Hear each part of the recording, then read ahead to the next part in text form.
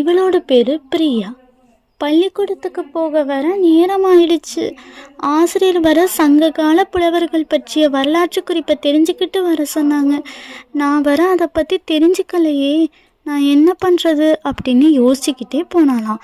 திடீர்னு அவள் முன்னாடி ஒரு பாட்டி வந்து நின்னாங்களாம். அப்போது பிரியா பதட்டத்தோட, யார் பாட்டி நீங்கள்? ஏன் வழியை மறைச்சி நிற்கிறீங்க? கண்டிப்பாக நான் யாருன்னு உனக்கு சொல்கிறேன்.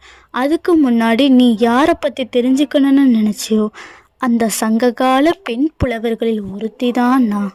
என்னை எல்லாரும் ஔவையார்னு கூப்பிடுவாங்க. ஓ, நீங்கள் தான் ஔவையாரா? அதியமானுக்கு நெல்லிக்கனியை தந்த ஔவையார் நீங்கள் தானா? பரவாயில்லையே, என்னை பற்றி தெரிஞ்சு வச்சிருக்கியே. அப்போது எனக்கு ஒரு விஷயம் சொல்லுங்க, சங்ககால புலவர்களை பற்றி சொல்லுங்க. கண்டிப்பாக கூறுகிறேன். இதை கேள் குழந்தாய். சங்ககால புலவர்களின் சிறப்பை பற்றி நீ அறிய வேண்டுமென்றால் இதை நன்றாக கேள்.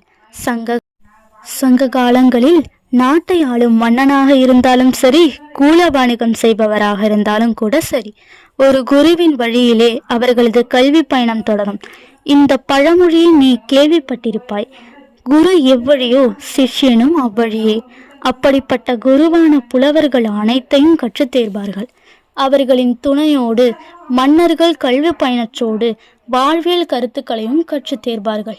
கற்றலின் முடிவில் தனி சிறப்பையும் நாட்டை ஆளும் திறமையும் பெற்று நாட்டை ஆளுவார்.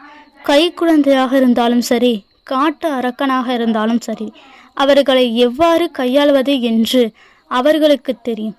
உனக்கு புரியும்படி சொன்னால், பெரியவர்களை எவ்வாறு மதிக்க வேண்டும், எவ்வாறு உதவி செய்ய வேண்டும் என்பதை குறிப்பது போல சங்ககால புலவர்கள் கல்வி கற்கவும் கற்றவைகளை கற்பிக்கவும் தனது வாழ்க்கையை அர்ப்பணித்தவர்கள். அவர்களை பற்றி கூற இந்த ஒரு நாள் பத்தாது குழந்தாய். இதை நீ உன் ஞாபகத்தில் வைத்துக்கொள். நாளை மறுபடியும் உன்னை சந்திக்கிறேன் என்று கூறி ஔவையார் மறைந்து விட்டார். தனக்கு உதவி செய்த அவ்வை பாட்டியை வணங்கிவிட்டு நல்லொழுக்கத்தை கற்றுக்கொண்டு விட்டேன் நான் என சந்தோஷத்தில் பள்ளியை நோக்கி நடந்தாள்.